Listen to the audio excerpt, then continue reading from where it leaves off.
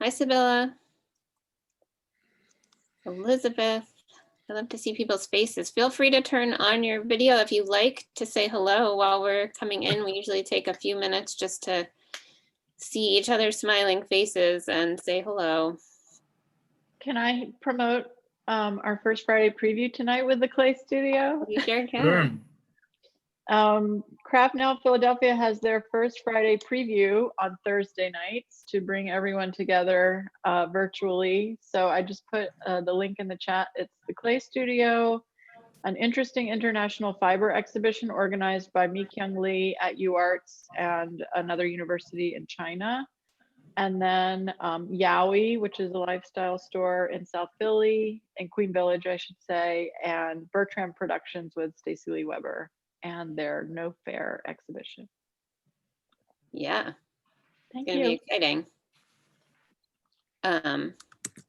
And we have lots of exciting things happening. We postponed this event a bit for Alex because we installed right before Thanksgiving, and we figured that it'd be nice to let everyone take a deep breath before we celebrated his exhibition. And we will start doing that in a few moments. And then tomorrow, Yoko Sakino Bove has an exhibition opening at the Clay Studio, and that's what we'll be talking about with Layla later.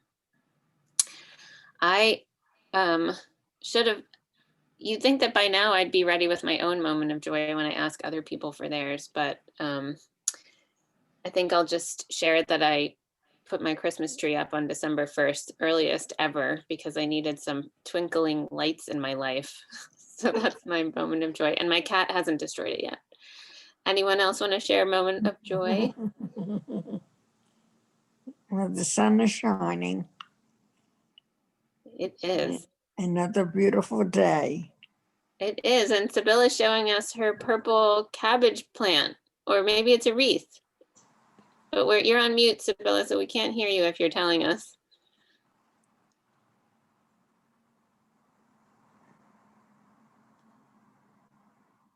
Oh. She's on mute. I don't know if I can unmute you myself. No.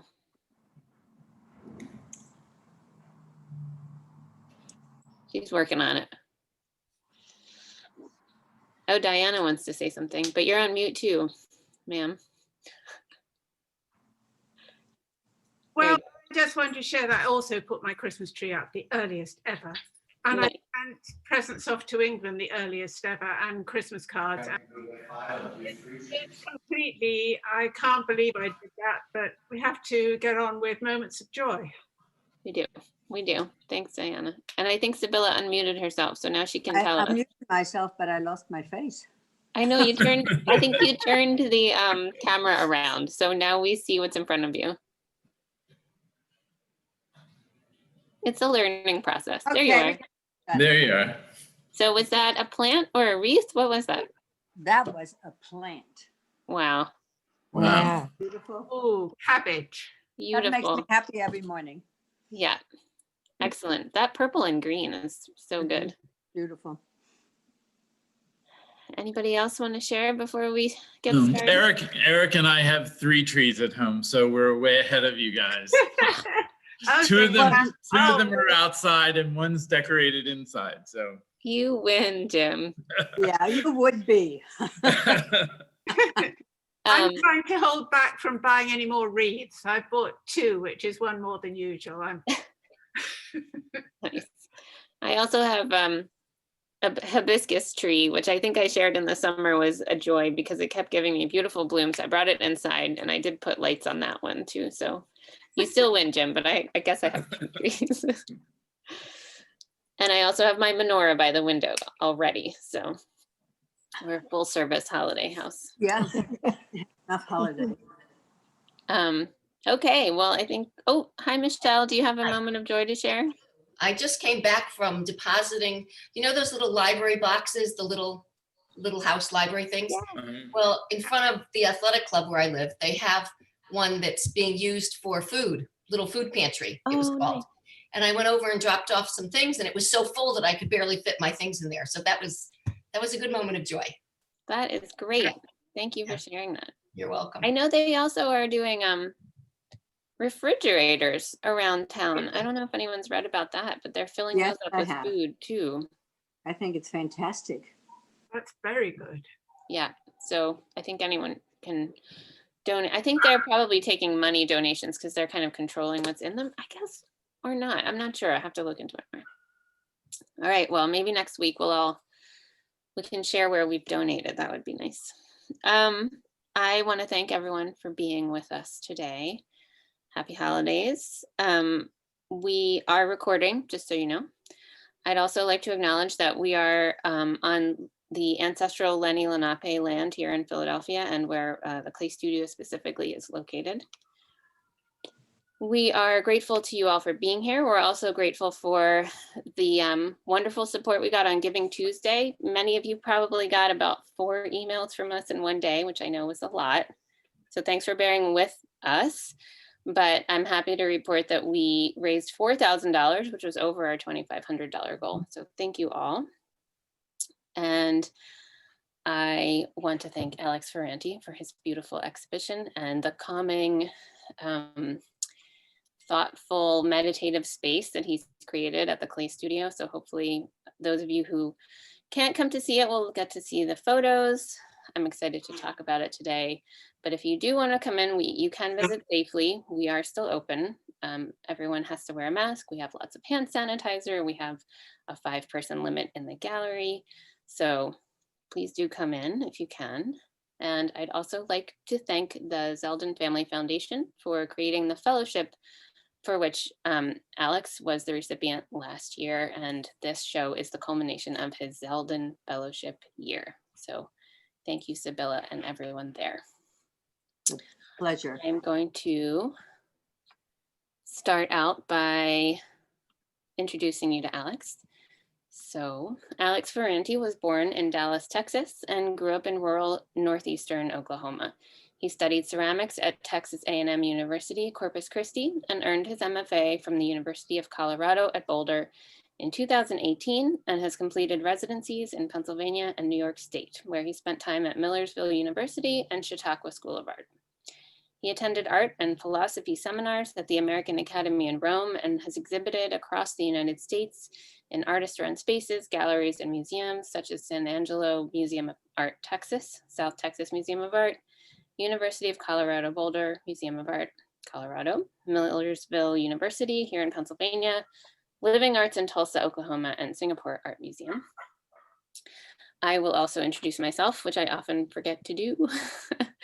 I am Jennifer Zwilling. I'm the curator of artistic programs at the Clay Studio. I've been at the Clay Studio for 5 years, and it is something that I'm grateful for every day, and as well as my colleagues, not my staff, sorry. My colleagues at the Clay Studio, including Shannon Jones, who's here helping us. Jennifer Martin, our executive director, who is an amazing leader. Josie Bockelman, Naima Stith, who is a major part of the gallery install team. So thanks to all of you. Okay. I am also going to do one more thing, which is to put the link. You're interested, maybe you missed Giving Tuesday and you'd like to support this free programming that we do every week. So I put the donate link in our chat. Please feel free to put your questions into the chat as we're talking, and we will have questions at the end. That was a lot of talking before Alex got to even say one word. Welcome, Alex. Thank you so much. I wanted to start out with the question that I really love to ask artists, which is, when in your life did you make the brave decision to become an artist? Yeah, so it's such a good question, and it's also one that's like hard to kind of pinpoint a singular kind of pivoting moment. I will say, like, I've always been interested in art. I feel like, I mean, I've drawn my whole life, and for so long I kind of wanted to be a drawer. And I think, I mean, it came to a kind of threshold where I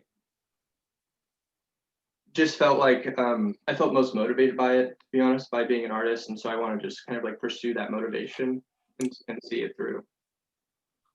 think that being an artist, you kind of have a stake in the made world, and at some point I realized the kind of effect that objects or things around us can have on perspective, and so I really just wanted to have a part in that, of saying that.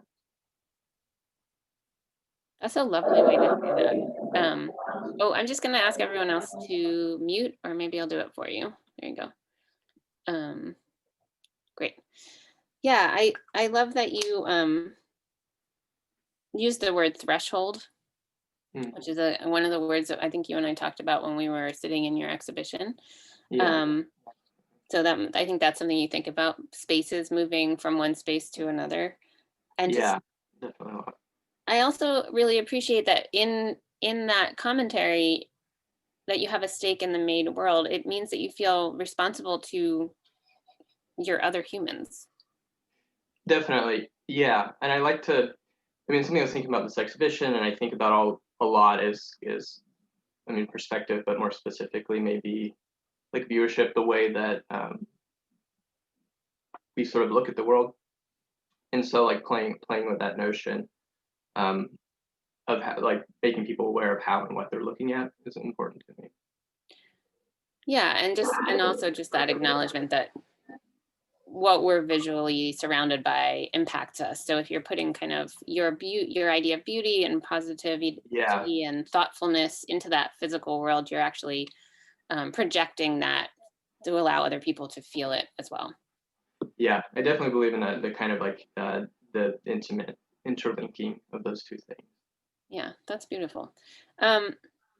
So I guess the next question is,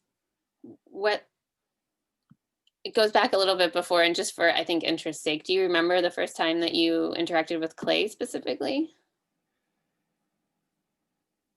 Yeah, I mean, I think it was in my undergrad, taking art courses there. I didn't have it like in high school. I'm sure potentially at some, I guess the first time I remember it though was in college. And go ahead. Yeah, I think it was exciting because so many things I was really excited about to begin with, like drawing. I think there's a lot of relationship between acting with clay and drawing, and specifically like drawing with charcoal, which is something that always really excited me. So I kind of gravitated towards the material that way quickly. And I like the idea that it could both initially, I really like the idea that it could both be useful, like make a vessel, and then also I guess it was the material that kind of led me to that thinking of like the power of objects. Yeah, I mean, and that, I think you could maybe connect that to the fact that it's the power of objects. It's one of the many visual things that we're surrounded by all the time, as you were saying. It's part of that. It can be part of everyday life. Yeah, exactly. And I think then I don't want to overstate this, but like, again, thinking about the threshold and the sort of moving through spaces, is that the material of clay gets transformed. Mm-hmm. So you're moving from one state to another through the firing process. Definitely, yeah. The process is kind of like a wonderful metaphor in and of itself that I like to kind of like build into the meaning of the work, like trying to be really thoughtful about the kind of inherent meanings of the material, and use that to make an artwork. Use that like as a large component of the artwork. Yeah. Okay, well, I don't want to keep people waiting too much longer to actually see the work. So do you want to share your screen, and then we can talk about the process of the value of the Zeldin Fellowship year that you had? Yeah. Sure, let me do this really quick. Yeah, I want to definitely, I'm really grateful for the opportunity and thankful for the fellowship, and for everyone at the Clay Studio who's working like very hard. I had a lot of help in a number of ways throughout the exhibition with figuring out process of the work, and then also having discussions about ideas. So I just want to say thank you to everybody for the opportunity. This first image is an image of the exhibition up at the Clay Studio. The title is Verging Paths, Verdant Ends. And still life has kind of become the arena for my thinking. It's kind of the conceptual arena, so something I'm thinking with. And the title is kind of referencing this dichotomy embedded in still life, that is life and death. And so, like, in fact, there's a French term for still life, nature morte, which literally translates to dead nature. And with this exhibition, I kind of wanted to think about that dichotomy embedded in still life through the lens of landscape. And that's where some of the vocabulary for the title is coming from. So Verging Paths is referencing these two seemingly absolute paths that are kind of like running parallel to one another, being life and death. And then Verdant, the Verdant Ends kind of I was trying to sort of situate a viewer when walking into the gallery space as being, that's the kind of the vista that you're seeing it from. So these two parallel paths are kind of opening up onto the potential for new growth. So verdant being something that's green, that's fresh, that's just growing. And it really is like kind of about the intimate linking between those two things, between life and death, between growth and decay. And so that's where the title is coming from. I wanted to show a few images of previous work as well as some other kind of like inspirational images. And this is a work from a book titled Looking at the Overlooked by Norman Bryson. It's a collection of essays on still life. And one of the reasons I feel particularly close to this image is that still life so often sort of situates viewership as being kind of straight on, as if you were sort of looking at the table. In this particular image, the viewer is sort of looking from above, and it is then the kind of the things that are happening sort of unseen, like the mouse eating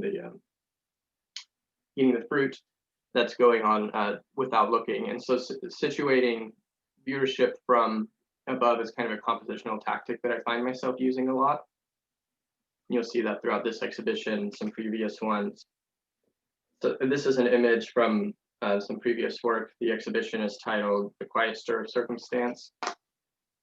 And this one references still life more directly, and is kind of leading up to a lot of the thinking for my current exhibition.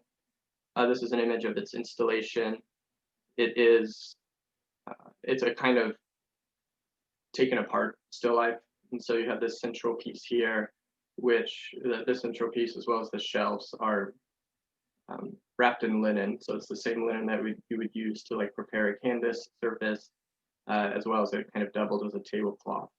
And the notion of suspension is really important to me, and a pivotal point of still life, the suspension of time. And so the shelves are floating, and the piece in the middle also has the appearance of floating. It has a smaller base underneath it that is covered in acrylic mirror. And so it reflects the floor back into it.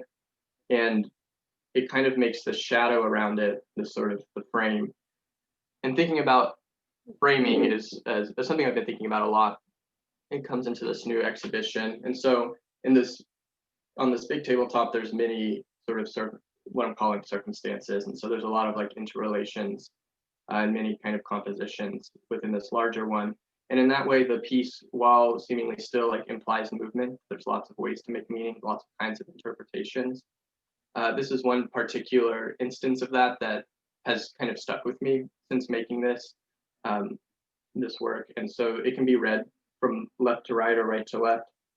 And it's really, for me, become a lot about the process of making sense of. And I'm most interested in artwork kind of being a question rather than an answer, but this has, there's a kind of piece of fruit that's come seemingly directly from the garden or a garden. It's not rotting or anything. And then the book, and then the peach pit. So there's this notion of observing the world, nature, kind of as a stand-in of the world beyond oneself, the making sense of it, and the book, and that being the kind of consumption, and the other way, the consumption, the making, and then hopefully bringing in that new interpretation to the next observation. So talking about a shift in perspective. These pieces on the wall are more singular, they're more kind of icons of still life, and in that way they sort of apply. There's a notion of symmetry in them, and they become kind of architectural. And I was thinking about them a lot as being kind of the conceptual architecture leading up to some of the work. And so these bouquets have such an excitement for the collection of the world other than oneself to seemingly organize and make sense of. I like to show this work as an example of what I like to call madeness, which I think about as the way that something either reveals or conceals its making.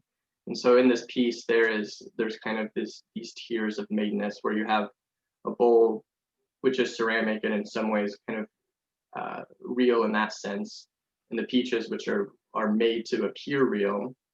And then you have this branch though on the right, which is unglazed, it's treated differently, and it's kind of a representation of a thing.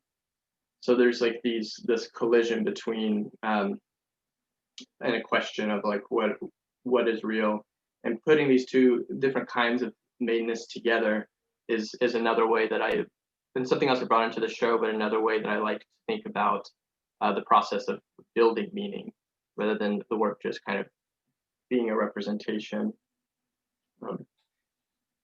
This is an image of a still life bouquet that we probably have all seen like a lot of images like this, and the previous work looked a lot closer to this kind of image. But what I really like about these like older versions of still life is that the pictorial space is really shallow, and rather than receding into space in terms of it being like a painting illusion, it kind of pushes out into space, and that's like a really sculptural sense of space, and I really like that. The other thing is that I was just struck by that the kind of reality of the picture is almost more grand or more challenging than the reality of like the painting substrate that it exists on. And what I'm really kind of trying to say by that is that the bouquet seems to be bound only by the edges of the canvas. So there's this tension between the imagined interpretation of a real thing and the constraints of the reality that the bouquet exists in. And what I'm saying, what I'm really trying to get at is that like it's such a revealing moment of the way that the painter or the time the painter was in kind of reveals this perspective of the self in the world. So it's as if there's a kind of excitement for power that is really seemingly only bound by the edges of the canvas that would kind of endlessly grow. And in that way, I kind of started to think about painting or a canvas or the edges as a vessel, and thinking about it as a kind of container. So that's a sort of notion of what makes a vessel, what makes an object. Like that's something I'm kind of thinking about throughout the exhibition. And I wanted to show some images of works in process and talk about some of the ways that I was trying to build in this tension into the work, the tension between movement and stillness, or growth and decay. And something that comes up often in ceramics is talking about touch. And I just think about touch as the interaction between a maker or anyone and a material that they're using. And so I really wanted, for my exhibition at the Clay Studio, I really wanted to vary the degrees of the kinds of touch. I wanted to sort of the conversation between myself and the material not to be singular. I wanted to have lots of kinds of conversation, and I wanted the meaning to come out of that conversation with the material as much as the end sculpture being a kind of representation of something. And it was important in this work to have a kind of overtouching or almost overworking. And it was through that kind of overworking something that this notion of decay started to become present. And so I was looking for moments where things almost started to fall apart, and saving moments where they were also being built up. And so there's literally a kind of doing and undoing happening. And I would find myself often, as I applied like these really thin lines of clay, I would paint slip back on top of them, and the clay is literally under a lot of tension in that moment, and it was sort of slaking it back down. And it's like a term I I would use to say that the clay is becoming almost formless, has a sort of sense of formlessness again. And so it was through like saving moments of seemingly formlessness and moments that were more, that were kind of being built currently, that hopefully this tension in the work between growth and decay started to come out of. And in the same way that I wanted this notion of almost overworking was important, I wanted to bring that into the glazing process. So this is a picture on the left of this piece after its first firing, and then on the right, it's had 2 more glaze firings after that. So the exhibition, Verging Paths, Verdant Ends, there's this central piece which is titled Horizon, and there's a lot of line throughout the exhibition. Line in the forms, there's lines implied in the titles, horizon, the notion of pathways. And I think about the horizon in the same ways that I was kind of trying to talk about the edge of a container or the edge of a canvas, and that is the kind of bounds of perception. And so there's a central line that of course divides the, it's the bounds of like whatever one can see currently from wherever they're standing. And so this piece divides the gallery into 2 spaces, so 2 paths, back to the notion of dichotomy, but it also creates a circle, which is the kind of Verdant Ends. And it being a horizon, it situates the pieces on the wall as being suns and moons, something that's kind of constantly shifting, being the sky. And so these 2 pieces are essentially 2 sides of the same coin, or that's how I was sort of thinking about them. The piece on the left is titled After Nightfall. The piece on the right is titled Beacon. One's a hellscape. One is sort of referencing paradise or the Garden of Eden. One pushes out into space, the piece on the left. The other is the inversion of that. So I was trying to play with that notion of dichotomy some. And I wanted to also like reference, I wanted to use symmetry with intention.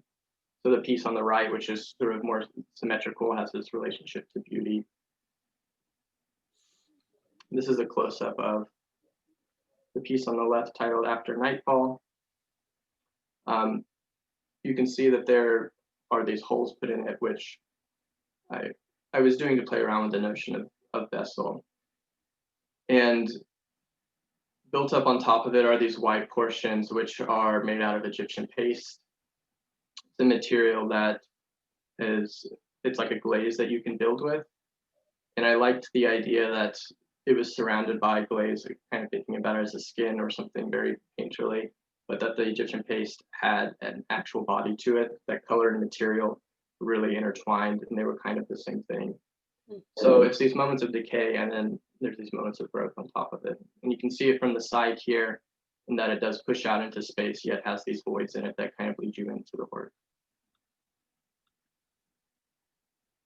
Yeah. This is the piece titled Beacon. In some ways, I really wanted to, I wanted to really think about what it meant to kind of interpret something, to represent something. So this piece feels a lot more like a representation to me, and in some ways has a lot more qualities of an object in that sense. It kind of goes back to the image that I showed of the peach bowl, where the twig was left unglazed and was a kind of representation of the thing in interpretation. And so this notion of paradise is something as a sun or as a crown that kind of is something that would dip below the horizon, that was always fluctuating, so that you could see it, but it was also seemingly elusive. I just want to pause for 1 sec and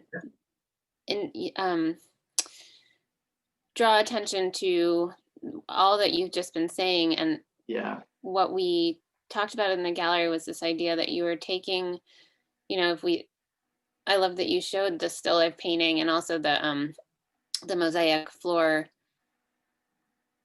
because it's like this interesting intention of taking something that artists in the past have made two-dimensionally, then that Mhm. they did in a very intentionally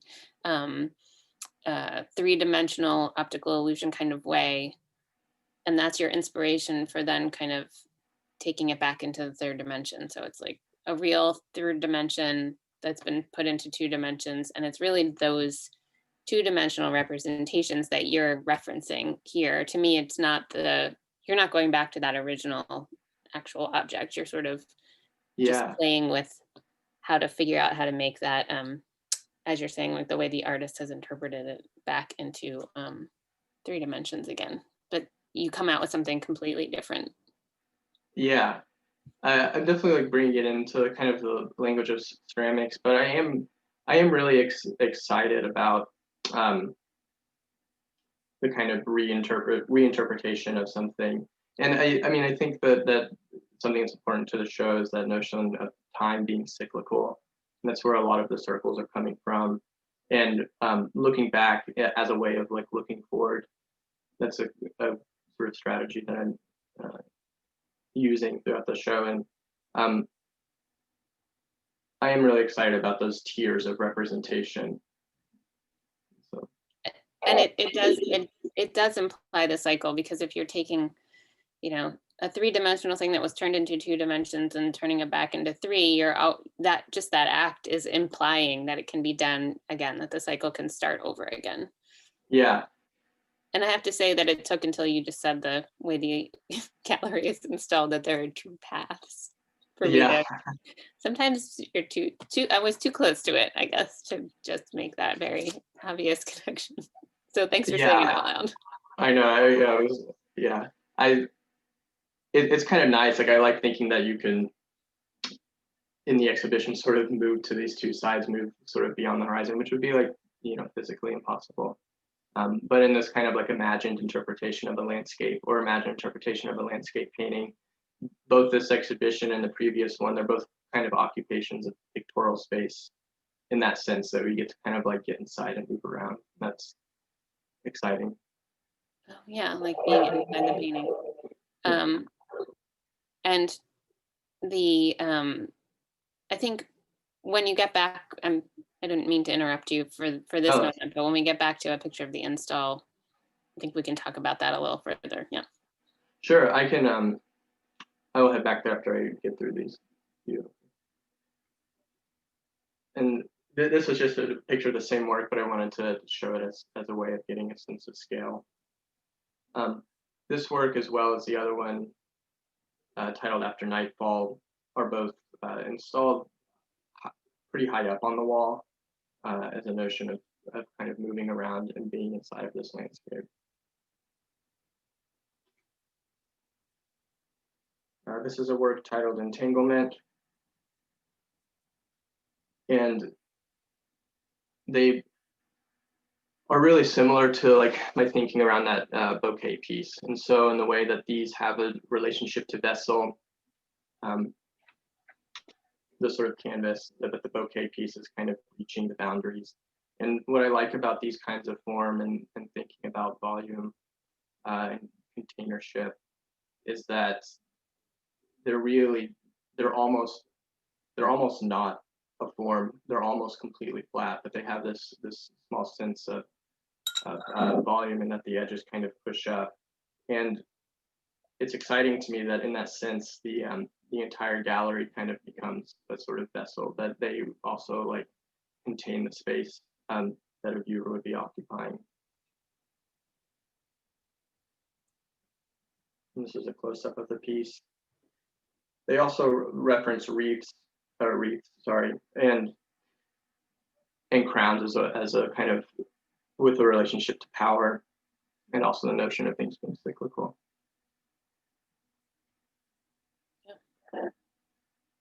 I have a few images of just some of the singular works that are on the central piece titled Horizon.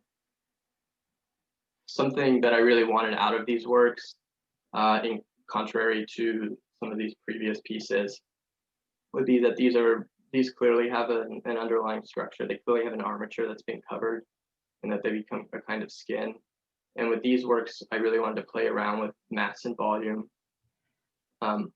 I wanted it to feel like there was an internal armature that itself was collapsing, and that the work had a sense of it being solid. And I also kind of wanted to play around with the materiality of it. So they, for me at least, are so clearly ceramic. It's really just what clay does, what glaze does. But there's a sense of like their initial like intention, or the initial materiality that's sort of going through again another kind of transition. This is a close-up of the bottom edges of the works, and they all have, what I ended up doing was painting back on top of them after they came out of the glaze kiln with India ink, and you can see that close up here. And what excited me about doing that was that the pieces seemingly fixed pieces are seemingly fixed with their glaze and ceramic, and but that the ink has the potential for change, and so it's not fixed on, and so it has this, again, it's going back to this kind of tension that I'm looking for in the works. I was also kind of thinking about drawing, like I was talking about earlier, but I wanted drawing, or the acts leading up to representation, to think about them more as actions in this body of work. And so the central piece is covered in charcoal and India ink, and the works have ink on them, mostly on the bottom edges where they're touching the piece, and that's where they're touching the top of the pedestal. And that's a way to kind of start to describe a relationship between the two, and to kind of dissolve notions of hierarchy or any of that.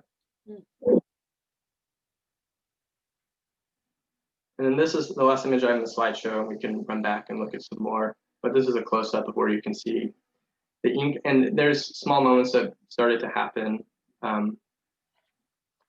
where I kind of began to think about illusion.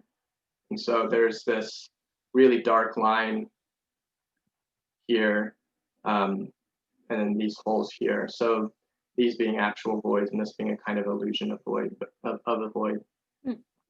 So, but you can see the ink pretty well on this one.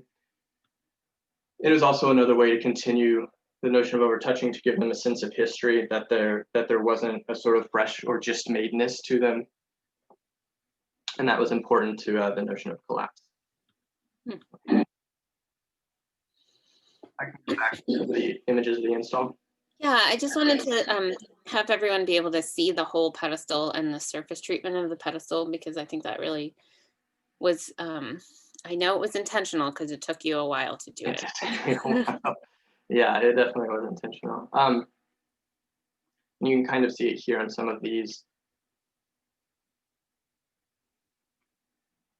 And I'll just, a couple of the comments you made again while we were talking in the gallery that really helped to clarify your intentions for me. One was the idea that this was light and water kind of filtering down through a tree canopy, and that's the intention of that kind of mark making, was supposed to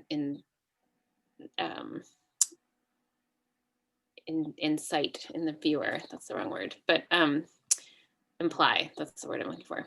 And then that really kind of reinforces the vegetal qualities of these pieces as well. And are they also kind of trees or plant forms, or part animal, part plant? And that also makes me think about the movement. So you talked about arresting the movement of the objects, which I think, once you start to think of it that way, and you're thinking of this as a forest floor, then all of a sudden, to me, they all seemed like they were fleeing for the edges, Yeah. They were trying to get off of this thing, which then ties back into everything you've said about framing and containment and cycle. It just, it just all clicked when something about seeing that as light dapple just kind of clicked it all into place for me. So I wanted to make sure that people could get that sense. Is that in line with the way you were?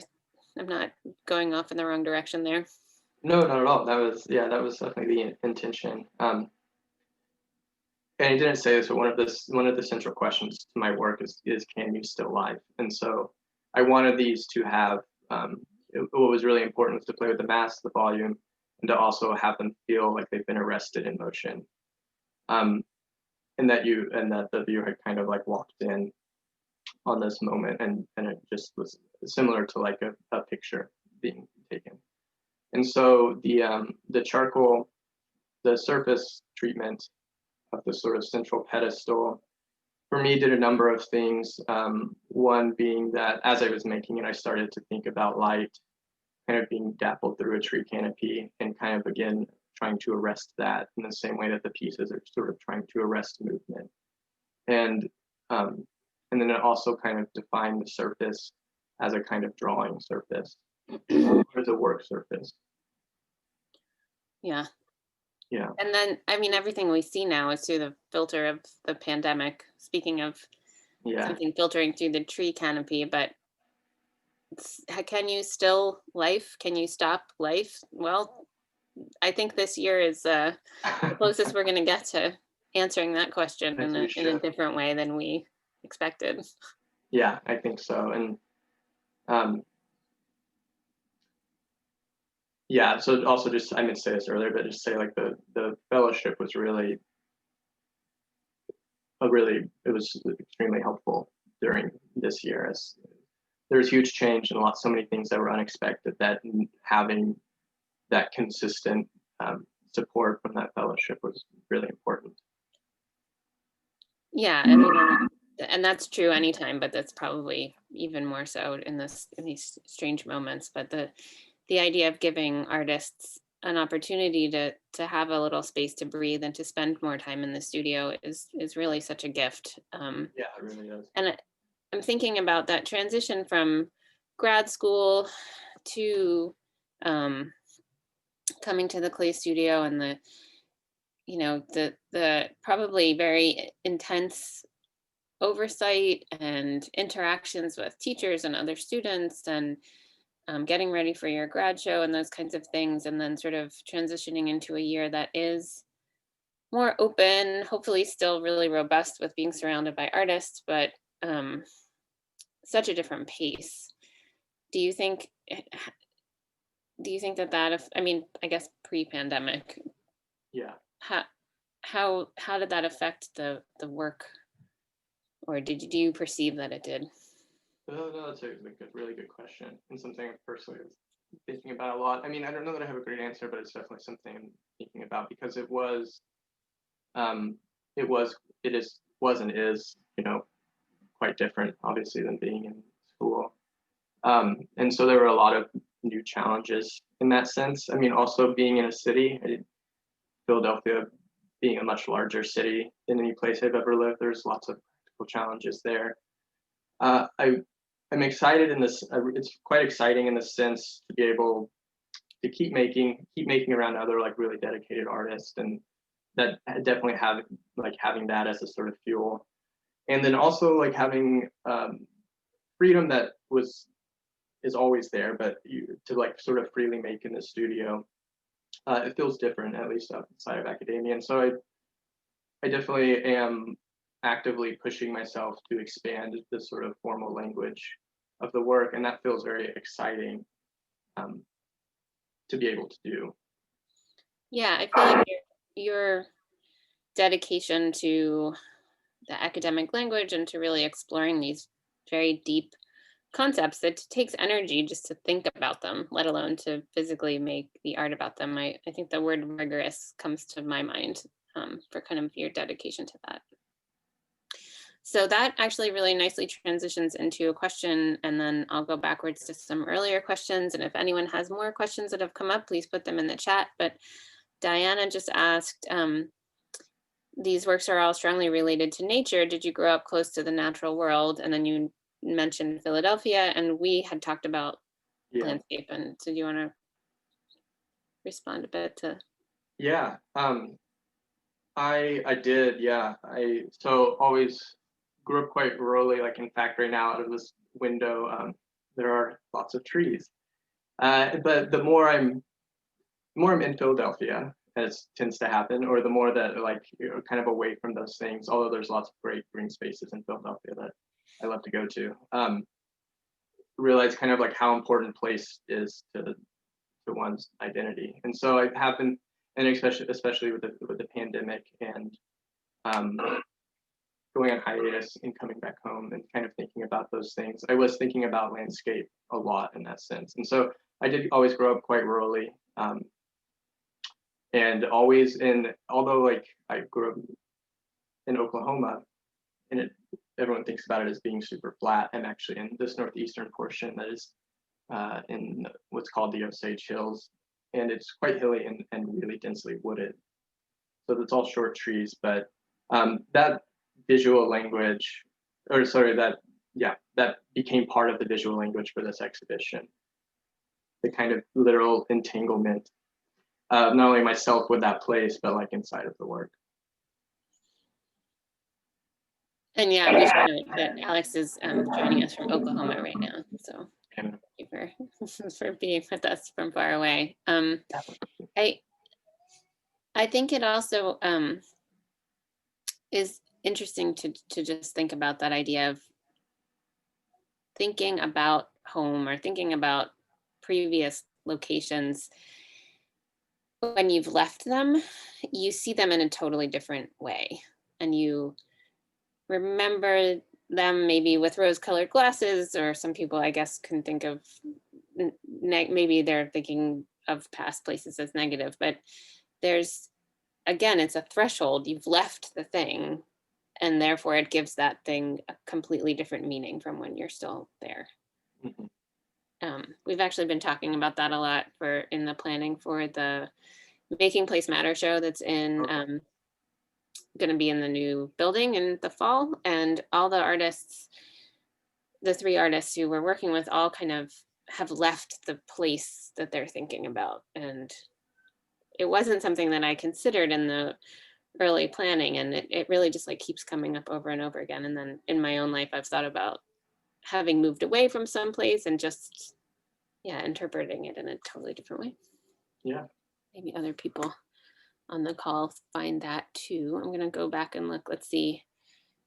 Diana asked an earlier question about whether you are always kind of shown in ceramics things, or are you really, does your work end up in more just like sculpture exhibits? And that's an interesting question. I'm not sure. Did you experience that dichotomy in grad school and since then, or does it feel more free flowing these days than maybe it used to? I think it definitely feels more free flowing. There's advantages to both. I think that, I mean, so personally, I've experienced showing probably in more ceramic shows, actually. Not that I think that's necessarily representative of like any larger field. I think that ceramics and contemporary art are one and the same. But yeah, I don't, at the same time as like I'm very interested in other materials and want to work with them some, working with charcoal and ink, like I'm thinking mostly about like primary drawing materials. I'm also still really excited about clay and glaze, and kind of want to continue to push that thing too. Yeah, interesting to think about the work in combination maybe with drawing, charcoal drawing. Somehow I'm just imagining adding the charcoal drawing that you did on the pedestal to the walls somehow.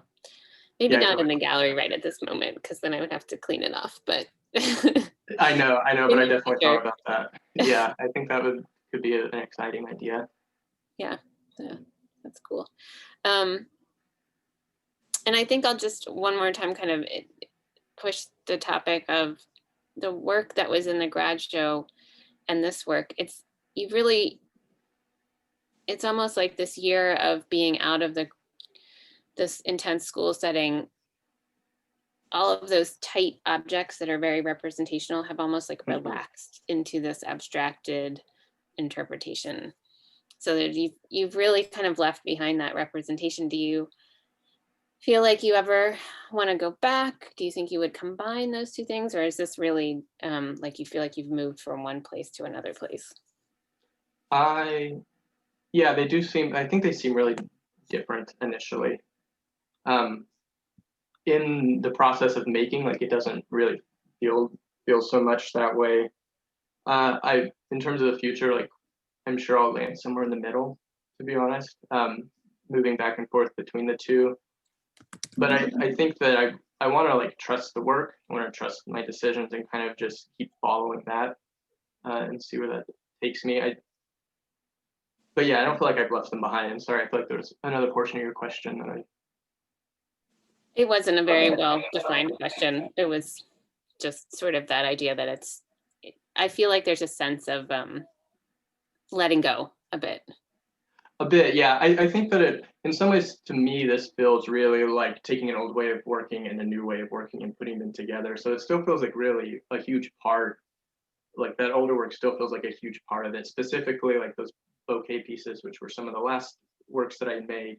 Then I kind of brought that here thinking about those, and that's where like the wall works come out of, which are all really similar to those, just kind of in a different shape. And so that became the kind of starting point of my fellowship in my first year at the clay studio, and then kind of kept building off of those and trying to really dive into what those things were and to kind of think about why I was excited about those pieces. Well, and then when you said my first year at the clay studio, I'm thinking about,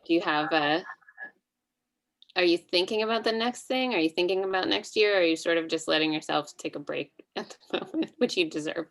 Yeah, no, I definitely am actually really excited to go back and keep making. It's every time there's a big push for me personally, at least, a lot of ideas come out of that, and it feels like that's also the moment to kind of jump on some of those. So I do have lots of ideas. I will be taking a little bit of a break and just moving around some, but I'm excited to get back in, and I definitely have ideas for the next work. Great. Well, I'm excited that we got to, there's one more question, or comment, I should say. Raymond says, what I like about this exhibit is that space itself becomes an object. Leave it to Raymond to have an amazing sort of final statement. Jen, I love that. Oh, hi, Samantha. I don't see a chat box on my screen, but I do have a question for Alex. Great. Yeah. I think your work is extraordinary. And the most wonderful thing for me is to see where an artist comes from, like that bouquet of flowers turns into something so organic with such movement and energy. It's wonderful.